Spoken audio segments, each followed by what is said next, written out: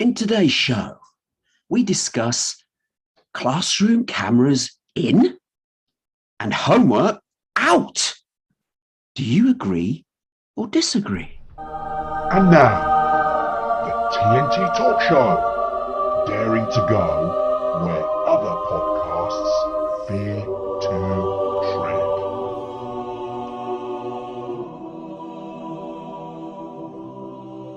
Hello, I'm Tony Fasulo, and I share the stage with my esteemed friend and colleague, Tayo Boya. Tayo, hello, my friend, once again. I hope you're keeping safe and well. What the hell, Tony? What you gonna do, eh? Come on. Be upbeat. You can't always be droll and down. And come on, I'm going to ask you now. Say nicely hi to our audience. Come on. Hello, audience. Okay, hello, audience. All right. Okay. Yeah. Okay, listen. I've got something for the audience, actually. Oh no! Please not let it be a joke. I was thinking to myself. I was asking myself the other day. Look, I think you might agree with this. You've heard this, that we're here to help others. Yes. Yeah. Yeah. What are the others here for? I mean, someone's been had there, pal. Yeah. Okay. Right, let's move on with the topic of the show after that painful attempt at humor once again. Right, this two main topics basically is classroom cameras in, because there's a bit of a hoo-ha at the minute about whether they should be allowed in. You came up with these topics, but I'll hand over to you first. What's your view first off?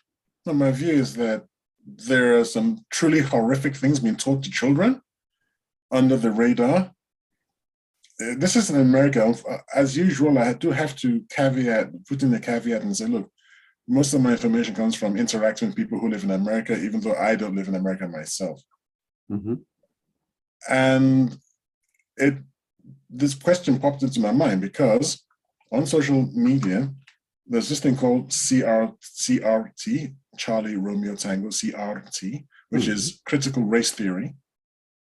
And it seems to be some kind of theory which suggests that people with power are ab initio from the beginning. They are wicked and evil. Well, wicked and evil is the same thing, isn't it? Synonyms. They are wicked and they are oppressors. And they are wicked and oppressive simply because of the group to which they belong, not because of what they do. So you, Tony, are wicked and oppressive because you are white. I am a victim because I am black. Now, whether I feel like a victim or not doesn't matter. I am actually being victimized by the oppressive system. And whether or not you are an actual oppressor, and I think I know you well enough to say, I don't think you are that kind of a type of individual, you are nevertheless an oppressor. Just by virtue of my fitting in this group. Correct. And I think if anyone who really thinks about it would recognize it as being quite a foolish proposition, but they're teaching it to children. And when I say children, I mean really, really young children. I'm talking about like maybe kindergarten from there, and they teach a little boy, you're little boy, little girl, you're bad because you're white. What? Yeah, well, yes. And then the child goes home and says, we're all bad. You know, why are we bad? Well, we're bad because we're black and we're white, sorry, and we've done all these things. And like the parents are like, what? And okay, you're saying they're teaching this in classrooms. Is this saying that? And then LGBTQ issues. This particular woman who's lost a job now in the last week, I think, she lost a job. She was teaching them about that she liked, men and women. And again, kindergarten we're talking about really small children here. We're not talking about sixth form where you can start debating things like this. Yeah. And they're like, first of all, where's that even in the curriculum? Why are you discussing sexuality with 4-year-olds and 5-year-olds? Yeah, that should not be allowed. And the thing is, though, the curriculum is unless the curriculum has been changed, because obviously that's driven from higher up, is this just a rogue teacher wanting to partake and express her, I'm assuming it's a she, express her own opinions of the subject? Or is this something that's coming higher and there's evidence of other teachers also talking on this subject? It comes from higher. It comes from the school, what in America they call the school boards. The school boards, and almost like it's like each school's got a governance board, right? But above that, they've got at the, I believe it's like the county level or something. State level? No, below state. Oh, okay. Yeah. There's another level again, and then there's state level. So you've got 3 levels, you've got the school, the district, okay, that's the word. You've got the district, right, and then you got the states, right? So okay. Some of these things are coming from certain districts, and some of it is directly from the state level. I think Chicago is one such state, Chicago, Idaho, where the Department of Education is very gung-ho in this direction. So yeah, it's not, it's the people have been given a cover to do this. The teachers have been given a cover, and some kind of encouragement. Now, you don't have to do it. Right. But basically, if you are doing it, you've got cover from the authorities. Well, until parents started finding out, because don't forget, this was been done under, it was been done on the QT, on the quiet. Nobody knew that this stuff was happening. Right. See, and that's why they started talking about, you know what? We can't trust you people. We need to put cameras in the classrooms because we need to find out, what are you people teaching? I mean, let's be honest, right? Let's be honest. I mean, this should be governance and done from above. So it can be agreed and thrashed out what can and can't be taught in the classroom. And it should then filter down. Now, if the filtering is too loose, then people will put their own agenda on what's being given down. So for instance, if it's the policy that's set high up is quite loose in terms of flexibility, then the lower down the chain it goes until it gets to the classroom, there's not permission, but there's flexibility from the various individuals to put their own steer, their own, what's the word I'm putting, their own belief system, whatever it may be, to then influence the lower level. And that's what you've got. You've got to then either firm up what can and can't be taught and tighten the policy of what is permissible and what isn't. And clearly, if this is being taught critical race theory, amongst other things, when it shouldn't be, then they do need to close that down or tighten it and say, look, of course you can discuss it, but you as an educational piece, but not steer it to say you are a failure or you are wrong or you are, somehow should be shamed of your skin color. That's wrong. But you can obviously discuss it. But again, the debate should it be discussed at such a young age? I'm not so sure. Yeah. So one of the things you're talking about is governance. But the people running America right now are the cause of the problem. They are the source of the infection. They are patient zero. And if you cast your mind back, or maybe you never knew about it, but surely you shouldn't have heard that the Department of Homeland Security are actually authorized to spy on parents who were taking on these districts, school district councils I was talking about, because they were treating them as the problem. They were treating the parents as a problem, not the school districts. This was to do, the genesis of this wasn't CRT, it wasn't critical race theory. The genesis of this was the trans argument, the trans thing. Because how early do you want to identify someone as being bodily dysmorphic? And they're going on saying that, they're asking these 4 or 5-year-olds, do you think you're a little boy or a little girl? Oh. And they were keeping that away from the parents. No, and the parents were finding out, and parents were reacting, And then it ended up with, guess who? The Department of Homeland Security. How is that a security issue? And they got involved in it and started spying on the parents. And this is when the whole thing blew up. And it's like, this is when this governor in Florida, DeSantis, I think his name is, this is how he started getting involved in this. Like, hold on a second. This is an assault on our democracy here. You were set up to combat terrorists. So either you think parents are terrorists because they say, because they ask the question, what the heck are you teaching my kids? Yeah. Or, well, what is the alternative? Yeah. No, I mean, okay. Let's get this into context as well. Now, I do remember some argument about this, but it hasn't now become a piece that's ongoing, that's running.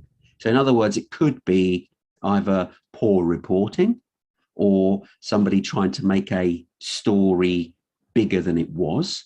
Maybe there was isolated problems that the Department of Homeland Security had to investigate because it was something else. But a reporter or something has mixed the two together and somehow said, oh, our parents are being spied upon because of the issues that they've raised regarding the classrooms, when in reality, the Department of Health, I can't even say now, Department of Homeland Security are actually looking into something else, because they're not going to say why they're investigating somebody. That's the security. They wouldn't release that as information. So those people reporting on it who've discovered that maybe the DHS are checking up on parents, it's not because of that reason. It could be something else, but they've put 2 and 2 together and made 5. And that's how the stories run. Because let's be honest, the DHS would not advertise why they would be investigating parents. They just wouldn't. It's security. They don't tell anyone why they're doing it. So for the report to be made that it's based on the fact that they were arguing on what was being taught in classrooms, I don't believe that could be the facts. I'm sorry. It's something else, because if had it been true, then we would be hearing about it now. It would be a continuing story, but it was only for a week or 2 max, and then it died down. So once the dust settled, people have looked at it and thought, well, actually, no, it's nothing to do with that. It was something entirely different. But whoever reported on it, unfortunately, reported it incorrectly. That's my opinion. So looking online, I'm trying to find where I saw this. It's coming up with everything but what I want. Now, to address your issues, it would have to be, okay, I think I know how to do it. It would have to be someone like Fox. Not forget that many of these mass media outlets in America are quite left-leaning. And sorry to say, I think they're basically in support of the government's position on this. It's the right-leaning press. What is the government position? This is what we don't know. The government position is pro-CRT and pro-trans. Really? Well, yes. I mean, are we totally 100% sure of that? Are we making an assumption here as well? No, we're not making an assumption. This is from the White House down. So the White House down, who set the policies, are saying categorically they're pro CRT and they're pro trans. So they're happy for kindergarten teachers. Let's remember, it's got to go all the way down. They're happy for kindergarten teachers to teach critical race theory and transgender issues to kindergarten kids. Are we saying that? Definitely, that's in the policy. Yes, I'm definitely saying that. I'm trying to back it up though with that's where I don't necessarily believe it, purely because I think it's misinterpretation. I think it's Chinese whispers, effectively. When the policy has been set at high on level, the interpretation of it is misrepresented. It's been explained incorrectly. I cannot somehow believe that someone who in government that sets the policies would be this black and white on explicitly saying, yes, critical race theory, transgender teaching should be explicitly taught to kindergarten kids. I do not personally believe that unless I've seen that government policy myself. I think it's an interpretation issue. I think it's further down the chain where people have taken what the guidance is and put their own steer on it. And that's how we've got to the point we've got. Now, granted, you can't then remove the top level governance responsibility because they set it. They've not been clear enough. And that's where it should come from, because they are elected individuals. They should be representing the whole community. So if they've set the policy incorrectly and it's too vague and too loose and open for interpretation, then they're at fault, clearly.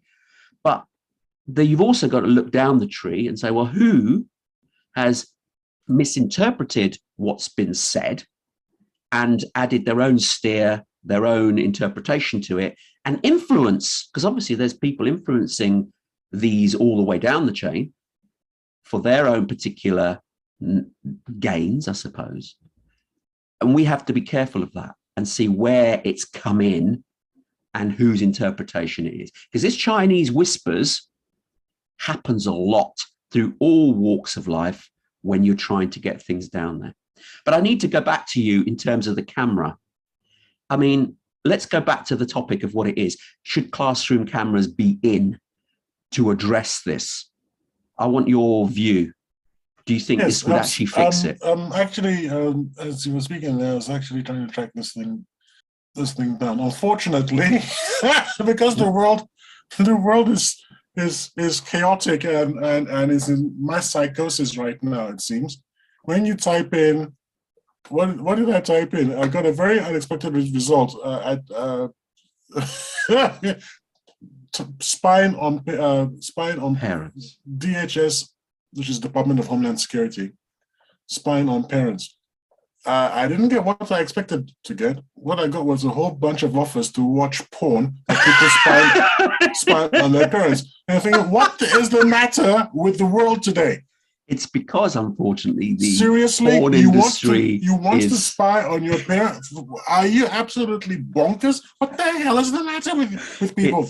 It's just the way of the world, unfortunately. I don't think that's a thing that's searched on particularly. It's because there's a whole bunch of but that's because the porn industry, that's a separate topic. They're very clever with their search engine optimization. You type any sort of vague word in, they're at the top of the tree. So yeah. Goodness gracious me. I mean, I love it, but I was just like, what the hell is this? Make sure you don't click. That's the thing. Obviously not. Anyway, let's get back to the question though. Do you think I was looking for this classroom cameras will work?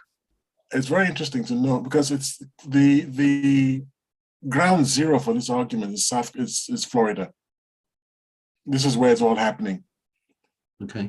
And because that's where the fight back is, where people are like, no, absolutely not. Don't forget, Florida is what they call a red state. Do you know about the red and the blue states? Yeah. Well, maybe, do you want me to explain to our audience? You usually explain things better than me, so go ahead. Well, the red states are that they're Republican run, so they got the Republican majority, so they're red, and the blue states are Democratic states that you've got a governor who's Democratic, for instance. And Florida is a red state, so the Republican governor of Florida is Republican.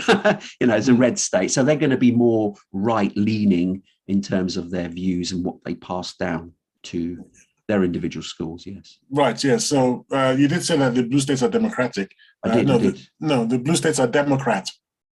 Because all states are democratic. Oh, I see. Yes, they all Democrat. Believe in I apologize. Yes, wording, yes. The blue states are Democrat, and the red states. So right and left. Blue, it means left, and right. Republicans, the right, being red, being right wing. So the ground zero is this because California is also ground zero in the sense that they are the biggest proponents of CRT and trans and LGBTQ and all that in the classroom. And so they're polar opposites, because they're polar opposites. Democrats in California, huge ones, the biggest on the most fervent in America. And here is what is sort of the kind of argument in a nexus in Florida, which is that teachers are against bringing cameras into the classroom.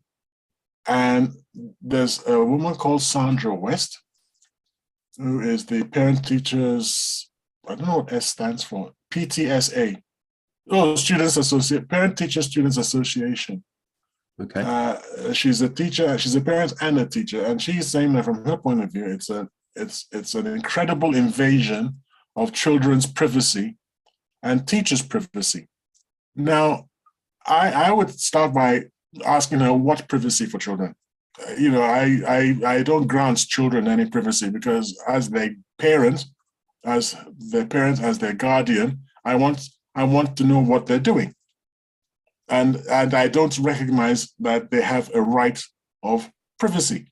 The younger, the less privacy they have. As they grow older and as they reach puberty and things, yes, I accept that then, children start gaining rights to privacy. But if a child is doing something and there's a slight chance that it could be dangerous, injurious to them and to others, it's best if we knew about it straight off the bat. So straight away, I'm like, nah, there's no right to privacy there. Secondly, you're with my child and you're claiming that you have some kind of private moments with them. Is that a joke? You don't have any private moment with my child until I know exactly what you do with my child. Thank you very much. Because there are all sorts of dodgy people out there. And I definitely need to know why you think you should have a private moment with my child that you don't want me to see. And I'm absolutely saying to in response to that, which is, I believe, the governor's answer was that no, there is no right to privacy. If a parent hears something from a child, because how it's supposed to work is this: it's not in real time. It's not as if you are hooked up to a camera and you can just drop into the classroom anytime you like. That's not what's on being considered, which is what I would prefer, by the way. That I'd go that far, that camera should be on all the time. If you are a parent, you should be able to just, access your account in the school, if you like, on the school's website, and go to your child's classroom and listen in and find out what's happening. Just like making a request to be there on a certain day. I think, like I said, in the school that I was helping to run in Nigeria, parents could do that. The question I want to ask, though, is that the cameras themselves are, most of the time, they don't have proper audio. So you can see what's going on, but the cameras are not good enough to actually hear what's going on. So if you'd have to do it that way, the cameras wouldn't be good enough. You'd have to then include microphones at strategic points within the classroom, to actually pick up the actual audio as well. So the question there could be, well, do you need cameras anyway? Why not just have microphones to pick up the sound? Well, that's a good question, Tony. And if you put it that way, I think I'd be quite happy with just the sound. I don't need to see. But I think people say cameras because it's just natural. And for instance, until you asked that question, it never crossed my mind. It could be that we just haven't thought about it. Yeah. Funny enough. And yeah, I'm perfectly happy to listen in. I don't need to see. That's fine. There are some advantages that can be had with the camera, in my opinion. Personally, I mean, this is a subject that's very similar to one we even discussed not that long ago regarding whether companies should have cameras on their staff, even staff working from home. And you were quite sanguine about it. You thought it was fine. So this is the similar thing. And in a way, I think it's more justifiable in a school environment, because you rightly said that they're minors, absolutely, than it would be in a work environment. So where I was against you in terms of having cameras on for work people, because you've got to trust your employees. In this case, these are minors, they're children. So you want to protect them. You want to know what's happening in the classroom. And personally speaking, I think classroom cameras with sound should be something that they should consider everywhere, because what you're hiding, you're not hiding anything. All you're doing is teaching. Now, granted, the teachers may think, oh, I'm being checked upon, but you have a responsibility. Teachers out there, you are responsible for teaching the next generation. Mm-hmm. So that's a massive responsibility. And we have cameras in all walks of life at the moment. Mm-hmm. So why should teachers be somehow believing that their privacy is being checked upon? They're in a work environment. Exactly. So it's protection for them, because let's bring this to reality. There are instances of slightly older children, mind you, of accused teachers of assault, and the teachers have been investigated for it. Not only that, Tony, not only that, also, if you think about it, if there's a troublemaker in the class, the parents can see that. Yes. Can see and hear that this child is destructive.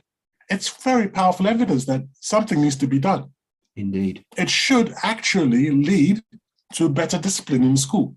Better discipline with less disciplinary measures, the teachers needing to exercise fewer disciplinary measures, because the parents are being on the act. Oh, this girl in the classroom is always chatting and always causing the furore and everything. You know, what the heck, man? She needs to be in a special class by herself or something. And that way, I think there'll be better school discipline. The teachers can't, like you've said, if you got nothing to worry about, why are you worried about what's the problem with having people watch you work, especially as a teacher? Absolutely, I agree. I totally agree, because the issue here as well is, if it's recorded, I think the bigger question is, I personally believe there should be cameras as well as audio, but who then can view it? I don't believe it should be anybody that can view it, clearly. It could be the parents, but I don't think it even should be in real time. I think it should be by request. You've got security people, maybe, that would view it in real time, just ensure that nothing happens. And particularly in America, where guns are prevalent, you don't know what could happen. So the security people have maybe access to the cameras in real time, should they need it. But I don't believe that should be available to parents. I think it should be on request, that they then view the footage later, not in real time, because that way a parent could see a child do something and they'll be straight on, oh, I've seen them do this. Oh my God, my child is being poked by the other player. And then it'll be disruptive for the teacher, the class. I don't believe that is required in real time, because you can see that there might be some parents that would be sitting watching their child in real time as opposed to watching TV. Yes, but the reaction, I disagree with you. It should be in real time. But the reaction doesn't have to be in real time. In other words, if a parent phones up and says, someone's poking my son or whatever it is, we don't have to react instantly. Do you see what I mean? Or if that's a problem and it turns out that parents will actually march into the school and be disruptive, then you could watch it, you could have like a day's delay or something. Possibly, yeah. Yeah, so that you have to react, you're forced to react after the fact. But I certainly, me and openness, everything is really open. I believe that sunlight is the best disinfectant. Yeah. So if somebody is poking someone, which the teacher has missed, then that's that discipline thing I'm talking about. The parent phones up, the head teacher comes in and says, you were poking this person and you've been reported, and it's on camera. Step outside, I'll need to have a word with you. That will just very quickly alter children's behavior. I think, week one, they will be disruptive, but after that, they're aware, look, mom and dad could be watching me right now. Yeah. Yeah, I think it would be a positive thing. I really do. I'm not seeing an issue with it. I'm the same. This thing about how teachers feel the privacy. I'm That's sorry, just that to me creepy, actually. it doesn't wash. Yeah, to me, if they're using that as an argument, I think that's slightly disturbing because they are in this day and age, literally. I know we're not trying to advocate a 1984 society where everyone's being watched and, oh, we're being spied on, that sort of attitude. I'm not saying that, but we're already in that situation anyhow. We're being spied on with the little devices we have in our pockets. So we're foolhardy if we believe we're not. And the whole world, the Western world, and in all the developed world, we all have these phones, and that's spying on us, maybe not visually all the time, but certainly in other means.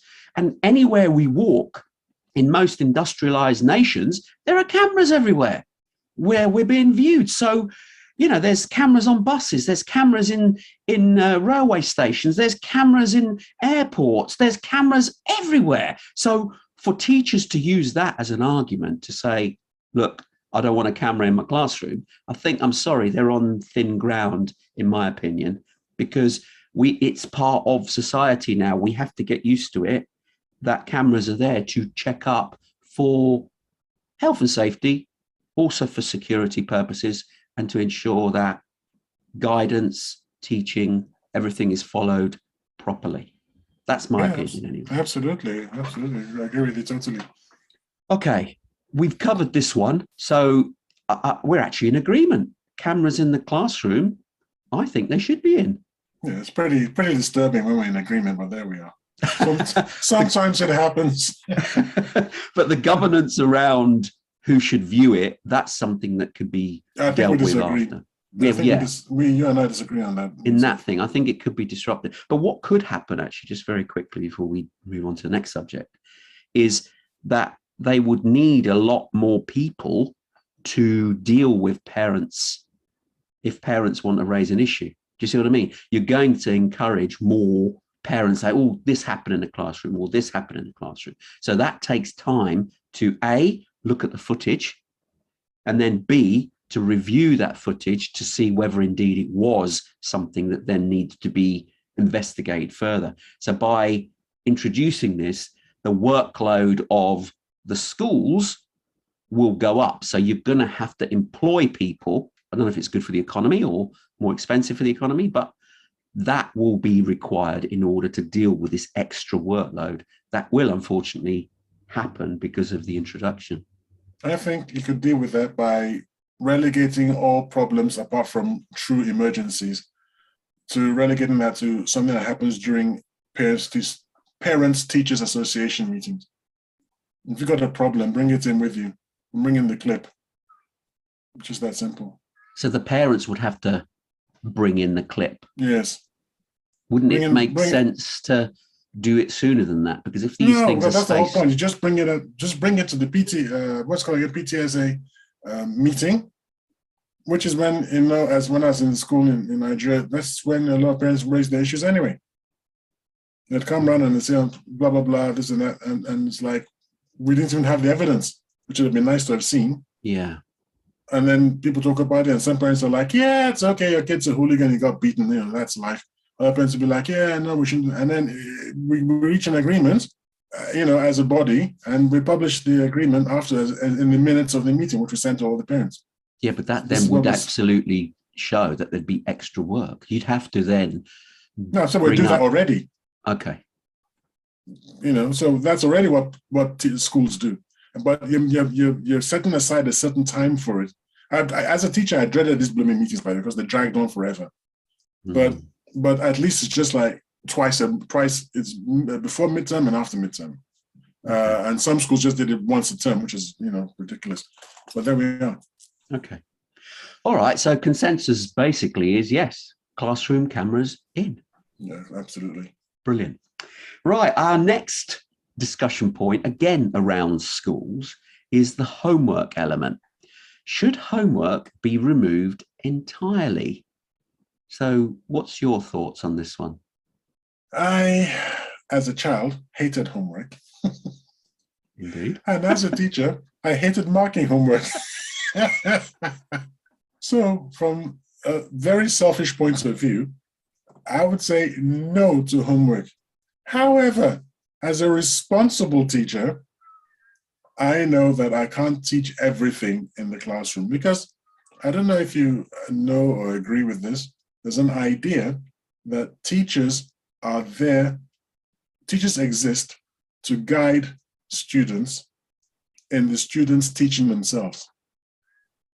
Because it's really difficult to teach anybody anything. What you do is you make materials available for the student to go through and then reach realizations on their own. Yes.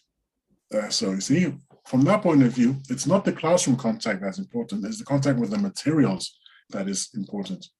And there is so much material out there that it can't be covered during the classroom period. And therefore, there needs to be extra work given so that children go through, not just children, students, whatever, they go through this mountain of information they need to process in the amount of time that they have. But isn't the teacher valuable because Right. they disseminate the complexity of this information and make it in and present it in a form that makes it easier for the student to grasp and understand? So that's the skill of the teacher.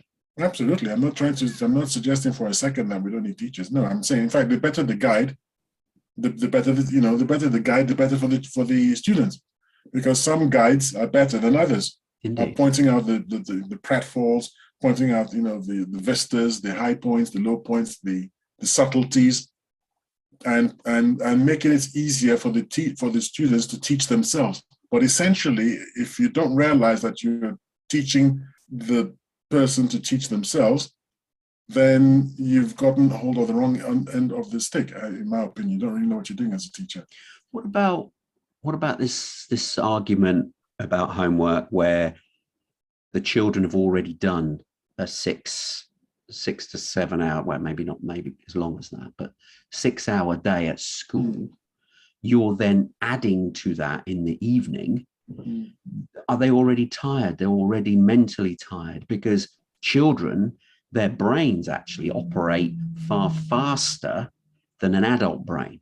The brain slows down. That's Tell me why, about it. yeah. As we get older, the brain actually slows down, because to keep up that speed, the reason, it's like very young children, they're bundles of energy. And partly it's all that energy is used for the brain. The brain operates of a child up to the age of 7, I think, up to 400% faster than an adult brain. And that's why they get wiped out. So the bundle of energy because they have to take everything in. It's a learning. So the brain has to write all this stuff first time they see it, because it's a learning experience. So it has to operate at a faster pace. But unfortunately, that uses more energy, and then they get whacked out and they need more sleep. And as you get older, the brain works out, oh, I've seen that before. I don't need to use as much energy for that. And it sees patterns already. And those patterns then, because it's already seen that, it doesn't have to re-see it, so to speak. And so the brain can slow down and consume less energy. And so we can last longer as adults, because our brains don't function anywhere near as fast, so they use less energy. But anyway, that's the argument, being that children already are in school 6 or 7 hours in the working day. They then have more to process in the evening, so that could be an undue factor. And also they then are missing out with parent time, because obviously they're going to have to do extra work. They're not seeing their family. So this is one of the arguments that's said about not giving children homework so they can spend their evenings with their families. What do you say to that? Yeah, I think there are two things there that you touched on. And one is the age at which we're discussing homework. For kindergartners, I don't think anybody is seriously saying that we should give them homework.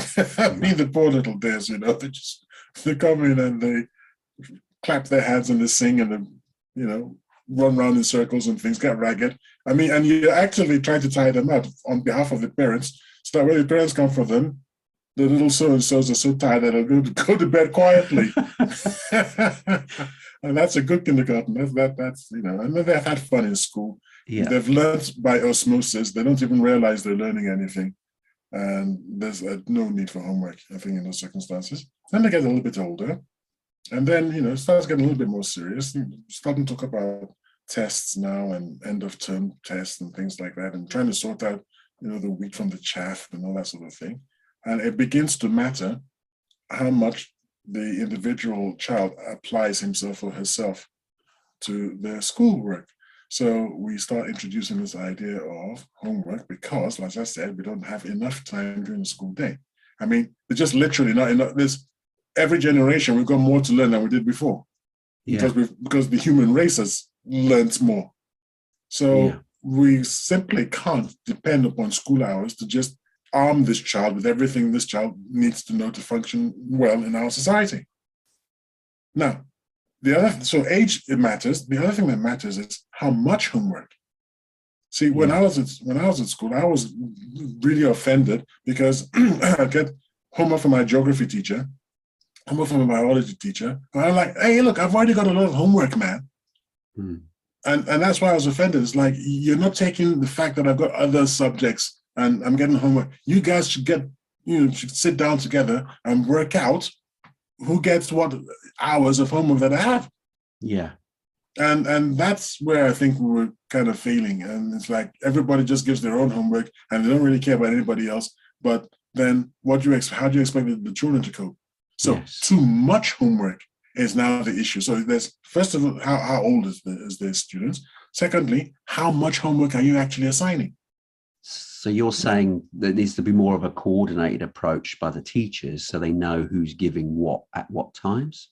Well, I tried to introduce that and it didn't work because I was the head of the department, by the way. So I did try to introduce it in the school, but the tradition of just giving the kind of homework that you want to give.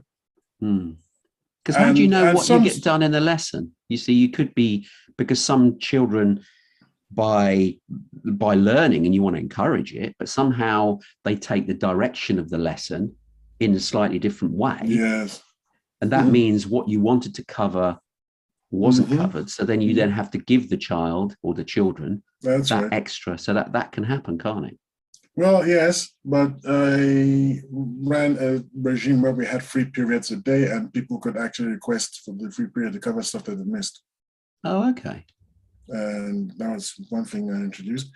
Secondly, a lot of teachers use homework as a crutch, which I think is wrong. What do you mean? Well, they use it to offload the teaching process onto the children. I'm saying that, yes, children teach themselves, but you're the guide. But what some teachers do is, instead of, let's take geography. I'm just off the top of my head. Look, you need to learn about, I don't know, Mount Kilimanjaro, okay? Yeah. Well, there are certain facts and things that I suppose as a teacher of geography, I really want you to understand, the effects of wind and rain and what the mountain does to affect the climate. Because it's not, a mountain is there, but just because it's there, things are actually happening. Yeah. And you might not understand that unless somebody who's studied it tells you. Yeah. And that's the job of the teacher. Say, have you thought about what the mountain does, when wind comes along? Is it the same as when there's no mountain? I mean, so you point out, the signposts. Yeah. That's a teacher. But other teachers would go, I really should teach them about Kilimanjaro, but not my thing really. Okay, look, guys, homework. Go and learn everything about Kilimanjaro. Oh, I see. Yeah. Go and learn everything about Kilimanjaro. Okay, we've done Kilimanjaro. No, you haven't. Yeah. I'm going to give you a test on it. Well, that's not really how it works. Okay. You can't even guarantee that you don't even do the homework. Your test will come back and this child failed. He failed because he didn't do the test. And now what are you going to do about it? Nothing. That's it. It's gone. You're moved on. That's not teaching. That's not teaching. So if the homework is given, it should be followed up in terms of, well, has that been done properly? Did you understand the assignment? It does give, an advantage of giving homework, I suppose, is that if you've talked about the subject in the classroom and the homework is just in addition to what was discussed, so it's further study of the topic, not like you've just pointed out, where some teachers use it as, okay, we haven't covered that here, so cover it at home. See, that doesn't make sense to me. It would make more sense to cover the subject, at least broadly, in the classroom, and then the homework would be a bolt-on of that subject. So that way the teacher can assess individually whether the kids have learned what they were told and did that extra. And it for me, it could even be a positive, because I know there was one argument saying that if you give kids homework, they spend less time with the family. But in reality, it could be the other way around, where parents are actively involved with the homework with the student. So they're helping the student. So they're actually having more time with their kids whilst going through the homework, as opposed to less time, because they're looking at the homework together. Now, that's forward-thinking parents and should be encouraged, where there's some examples of that not happening, where the parents just don't want to have anything to do with the homework whatsoever. And so they leave it entirely up to the students. But at a younger age, certainly the parents should be involved and spending quality time with the kids, so that extra homework that's been given is linked to what was covered in the classroom, so that the kids get a stronger understanding of the subject that was discussed. Now, the problem there is, as I was teaching in Nigeria, that some parents are actually illiterate themselves and unschooled. So you can't depend on every child having that assistance at home. Some of these children were the first to go to school in their families. So sorry to jump in, but so does that mean, wouldn't that encourage the kids to help the parents? Because the parents would be fascinated, surely. No, the parents would see it as the child's opportunity for the child to show it, and their job, as they see it, is to pay the school fees, and it's the school's responsibility to educate their children. That's what they're paying for, and they're not going to. Don't forget, it's a patriarchal, hierarchical society, and being taught by your child is not going to fit in with his psychology. Oh, I see. Because you are white, you might not have gone to school, but that doesn't mean that you're an idiot. You're still the father, you're still the mother, and still demand respect, and you'll get respect. So no, that's not going to happen. And it's the joy of such parents to say, well, show it to my son. He will read it and tell me what, he will tell me what's in it, and I'll make a decision. That sort of thing. But not teaching, no, not in that sense at all. Okay. So that's the one thing. The second thing, my project in my postgrad degree was on using tests to help students learn as compared to not untested children. And one of the weird things I did, and my experiment, the experiment that I carried out was this.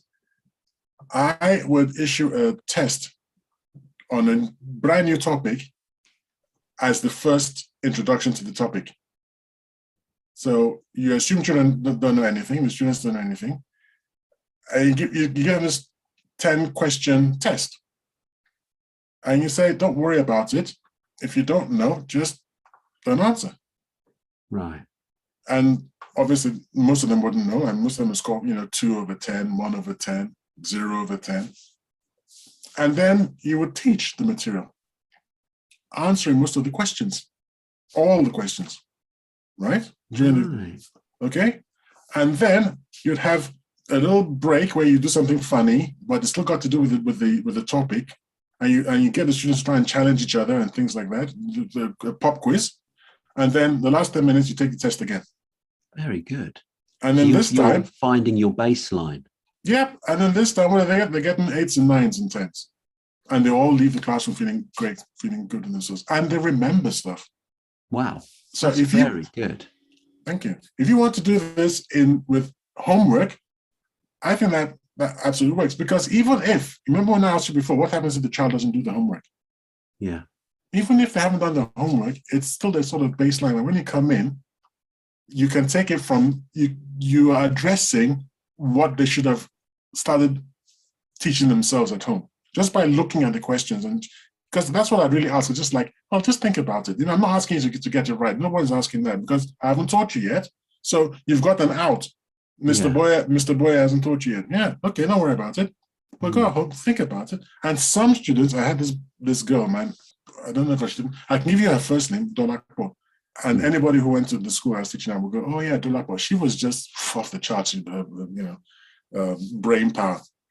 She'd read books. I don't know. I mean, we didn't have the internet back in those days. And she'd come back and she'd know this blooming stuff. It was a wonder to behold.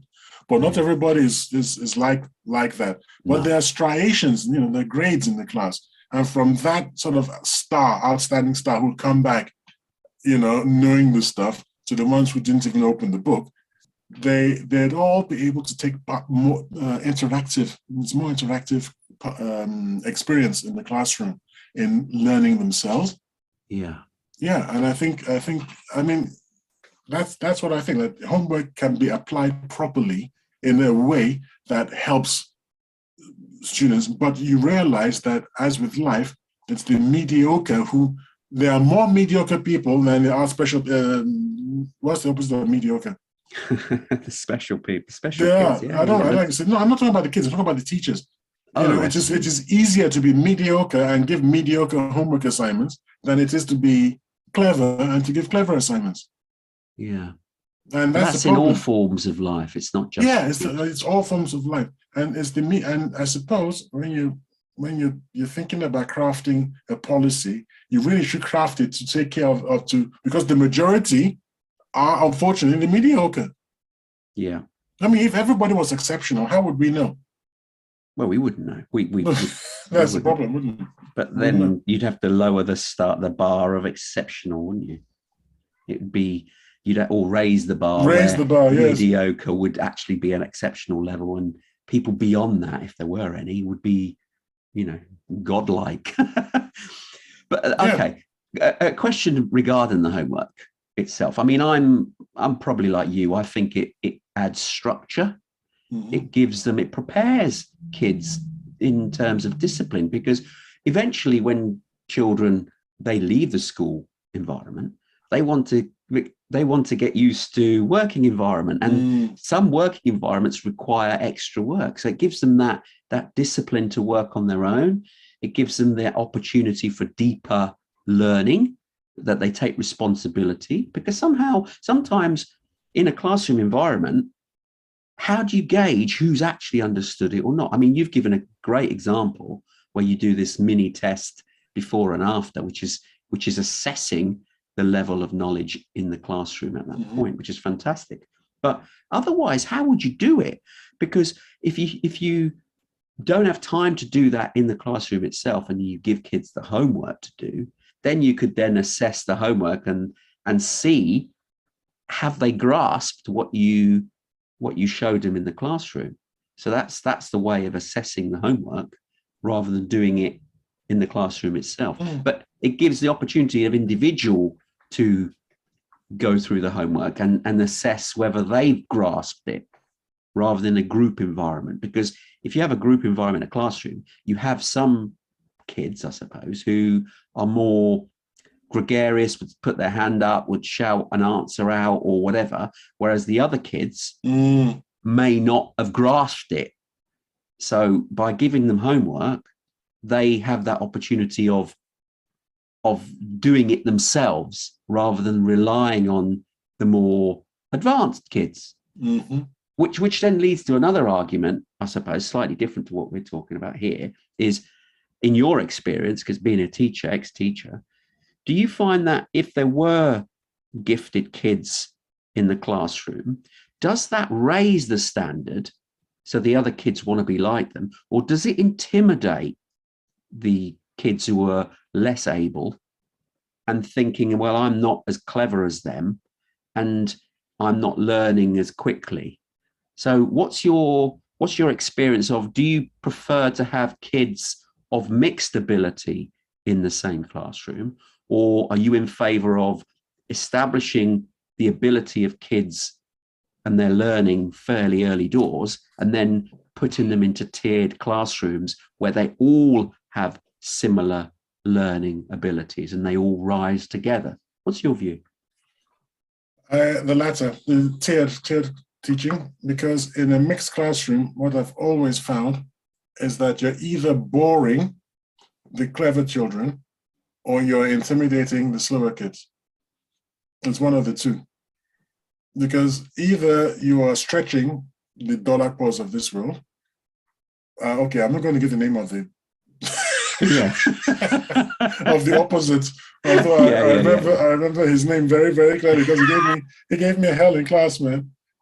But I also felt that he gave me hell in class. He met me many years later, this chap I'm talking about. He met me many years later. I was flying out of Kaduna Airport, which is a town in northern Nigeria, flying to Lagos to the coast. And this man came up to me and he said, he was so pleased to see me. A man came up to me, hugged me out from nowhere, and had this bright beam on his face, and was like, and it was rabbiting on. I was like, who in the name of sweet Jesus are you? Is this? And I couldn't, because he knew me so well. I felt we were offended. And I suddenly said something. I was like, OMG, it's that little horror that was in school, because the last time I'd seen him, he was like 11 years older than me, and I would be in his 20s. And he was in uniform, was a soldier. He went into the army. Yes, and he was like, yeah, Mr. Boyer, yes, he used to cane me and everything, but if it hadn't been for your tough discipline, then I went to the army. Oh, wow. And it turned out that he just wasn't really sort of gifted in academia. But he loved things like woodwork, things that could do his hands physical, on. Physical things. And I took responsibility for him, pulled him out from a lot of classes when he was being disruptive, which was his way of saying I'm bored. Right? It is, isn't it? And walked him across to other classes where he liked it, and he shone in those things.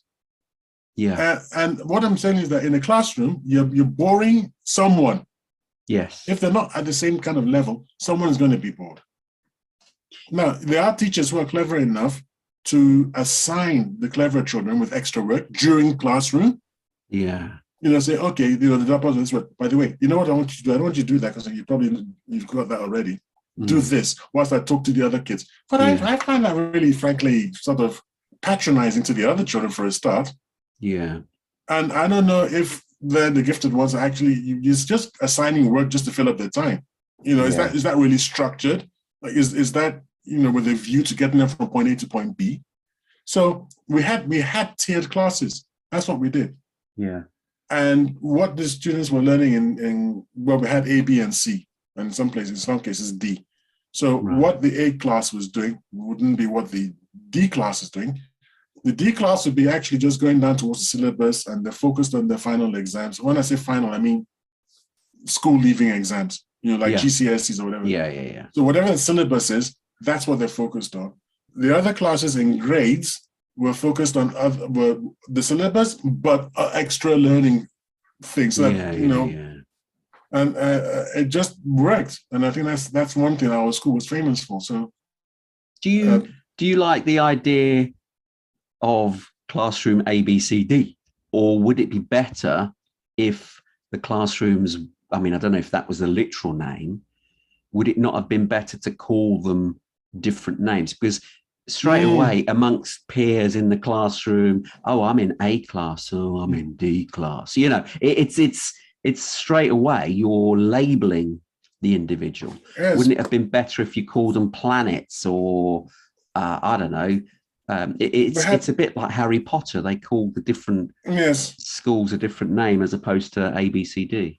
My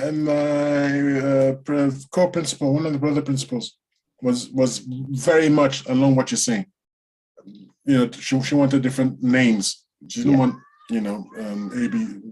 ABC. But I am old school. I'm very, very old school. I'm a dinosaur. And I promote this idea of competition. You want to do better. You have to get children to want to compete, to understand, and to strive. And the fact of the matter is, we could all start a 100-meter race, but I'll never beat Usain Bolt, even though he's long retired. Yeah. There are facts in life, and this is a fact. And understanding where we are in life and accepting it is the beginning of happiness. And I'm not saying that you're happy to be in D class, but you're going to graduate in D class because D class is where you really belong, pal. And what are your options from there? What is really the situation? You don't belong to Oceania or Australasia or something. And who's fooling whom? Why? Yeah. Let's call a spade a spade. It's D, but this is what we're doing D. And you know what? In D, you're doing quite well. You're okay. But let them understand that Well, I don't even think we hammered it into the kids. Maybe as they got older, they kind of figure it out. But it's certainly not something that we hammered into the kids. I mean, no one would say this is the idiot class. You sack anybody who said that would be sacked. You're not going to say that. So, if you asked your friends, what did you learn today, to be a little bit different from what you're learning. And you just, okay.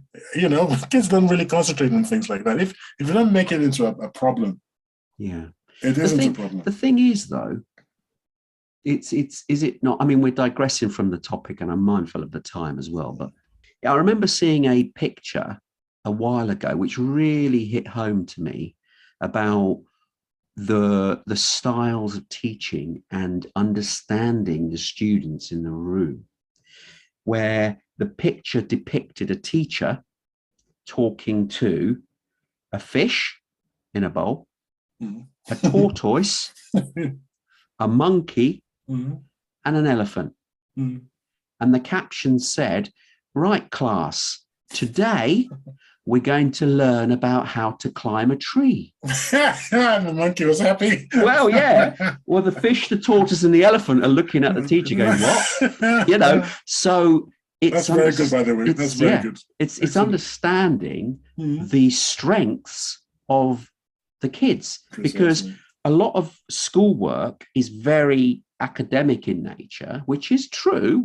You need a base level of maths, English, if English is the language,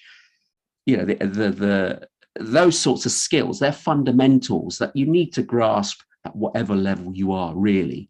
But anything beyond that, the teaching should be tailored to the gifts of the child, so that they quickly can be identified of what their strengths are, and then those strengths are worked on to be improved to their final level.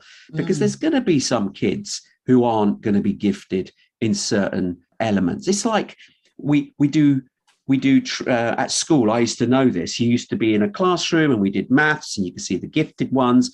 And what tended to happen when you then went on the sports field and you did PE, those gifted ones were pretty useless, whereas the others were strong. So everyone seems to have a gift and their strengths at something. Now, granted, you shouldn't then disregard the weak areas. You should try and bring them up as best you can. But they're weak and strong for a reason, I suppose.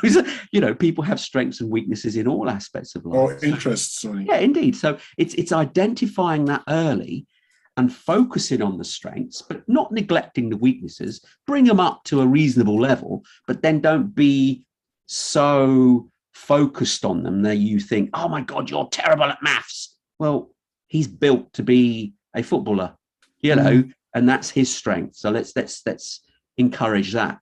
So it's identifying that, I suppose.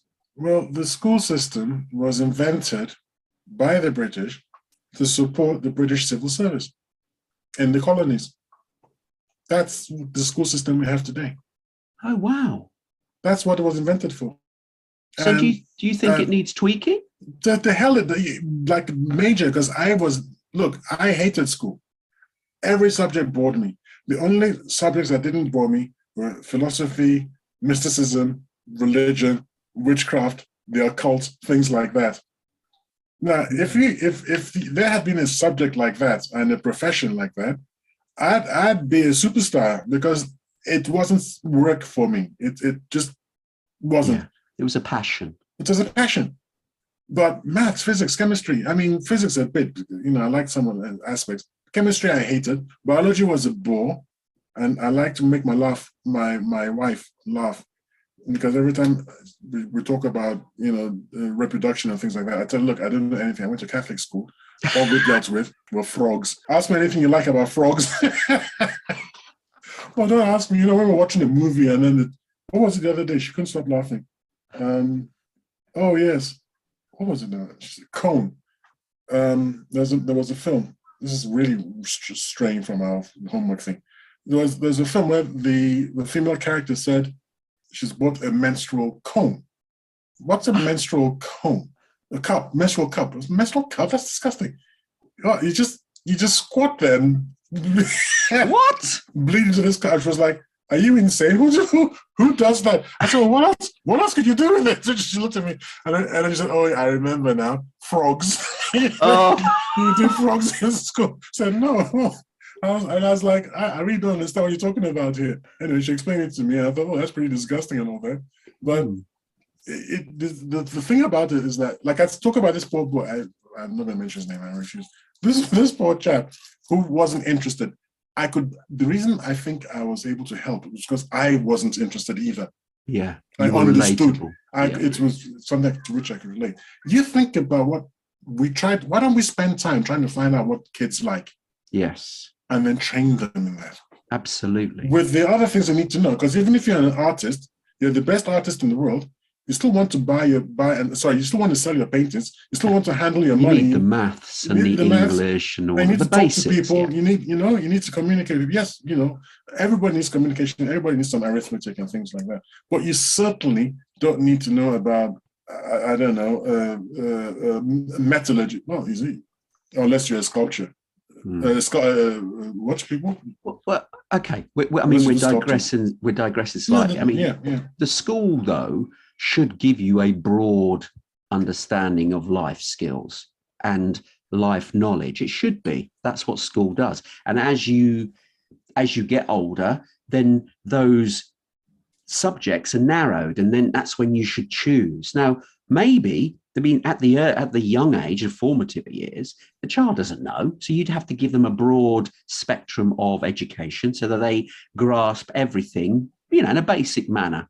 And then as they get older, then you should be able to see the interests of the child, and then they can narrow their choices. So I think that's already in place, is it not? And no. Not to the degree. No, not to the degree I'm talking about. I had to do literature. I was only allowed to drop it in my fourth form. I had to do literature. Now, I like reading. I used to like reading. I can't be bothered now. But I used to like reading. But why do you have to choose books that are absolutely boring? I mean, Shakespeare, for goodness sake. I mean, seriously, people who love Shakespeare, I think they're putting it on, man. I mean, this guy uses 500 words to say things that we could do in like 10 words. He's got to go this flowery route, and by the time he's finished, you're thinking, sorry, I've forgotten already what he was saying when he started. And then Thomas Hardy. I think everybody in West Africa had to study this blooming Thomas Hardy. Far from the madding crowd. A more boring book. Do you know, when you pick up a book and by page 5, you're putting it down because you can't be bothered, because you've lost interest. And they're telling you this is literature. Why is this literature? What happened to Jason Bourne and things like that? I used to ask this in class. Why can't you give me something that I want to read? Why is Jason Bourne bad and Thomas Hardy good? And so, well, that's why you're studying, Tayo, so that you'll understand the difference. Yeah, I can relate to that. Because the book we had to do was The Secret Life of Walter Mitty. I'm not I think joking. I'd have liked that. No, I think I'd have loved that. Who was that, by the way? Who's the author? The author? Was it James Thurber? Who was that? It was James Thurber. Yeah, it was. I love James Thurber. No, for me, it bored the pants off of me. I remember trying to read that book as homework. Oh, you must read these pages and write a synopsis. I'm not joking. I was fighting the first page. It was like, this is just so boring. I mean, I did try and read it. It was one of these books that refused to sink in. And I thought, oh man. But hey, we've digressed here. But would you have liked homework in it? Would I have liked homework? No, sorry. No, let me withdraw that sentence. Would homework have helped you In that book? if they could have asked you specific questions? Like if you hated that book, and I know you hate the book, I guess as a teacher, what I'd do is, okay, just tell me what was Walter's second fantasy. Do you see? I look for things in the book that you have to framed it a bit better. Frame it so that you're looking for information in the book, and hopefully that way you'll skip past all the stuff you don't like. And because you're looking for something else, maybe you'll slip into it. Do you think homework would have helped you if that had been done? Yes, I agree. It would have done. But then so. again, now I'm an adult, I'm a bit wiser. And this is the thing. And now I love reading. Whereas back then, I was more interested in chasing girls. We've changed places, you know. And hang on. I didn't let you finish. No, I'm not interested in chasing girls now. I should have let you finish speaking first. I plead the Fifth Amendment. No. No, I think if I read it now, it would resonate more, because it wasn't, if I remember vaguely, it was to do with him being frustrated with dull life. Something like that. Yes, he was looking for other things. That's right, yes. But at the time, I just didn't care. I didn't care. Now it would be more relevant. So again, education, let's get back to the education piece. And I'm mindful of the time here because we've gone way over. But education also is just almost transient, because at that point in time, the student may not find it appealing, but the teacher should continue anyway, because that foundation may surface later on in life. And so you've got a bit of an understanding and you think, well, actually, I didn't like that while I was at school, but funny enough, I'm actually enjoying it now, because you change as you get older. And so there are certain elements which you may not understand at the time, and you may want to throw your toys out the pram with the homework, because for me, when I got to an older age, it stopped me. I think I can wrap this up pretty neatly in that one of the best quotes I've ever heard has to do with what is the answer to what is education. And the best answer to that I've ever heard is this: education is what is left when you have forgotten everything you learned at school. Wow, I like that. Thank you for ending on that great quote. But unfortunately, we have reached the end of the show for another week.